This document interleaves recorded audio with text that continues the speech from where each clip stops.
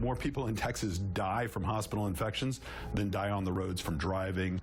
New at 6, microscopic germs are everywhere, particularly in hospitals where an infection can be deadly. News 4 San Antonio's Jim Lefkoe tells us about a locally made robot that kills even the newest forms of drug-resistant fungus. This machine is named Addie. If you're having surgery in a hospital, you want Addie to have done her job before you get there. Xenex's R2-D2 lookalike has paid for itself many times over at University Hospital, which has half a dozen of the disinfecting robots.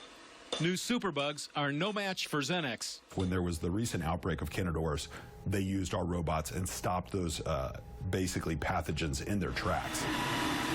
In the last 6 years, Xenex has been used 19 million times in over 500 hospitals, preventing an estimated 450,000 infections and over 38,000 deaths. They're brilliant technology, and we should use all the tools we can for our patients.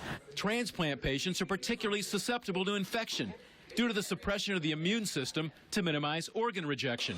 Xenex, with its flashing ultraviolet light, destroys microscopic germs. With this technology, what we can do is go above and beyond the normal cleaning practices of the hospital. The Candida fungus is the latest conquest, joining even rarities like Ebola and anthrax on Xenex's kill list. And it does a great job of just taking those out of the room so the patient's never exposed. And we've seen our infection rates go down here at the transplant center as well.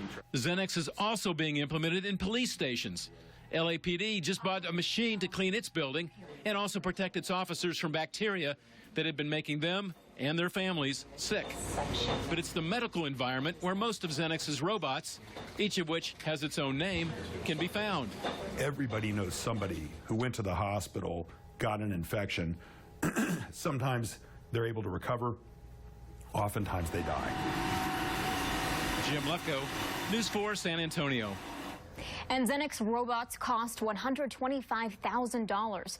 More than 1,000 are in hospitals and police stations around the world.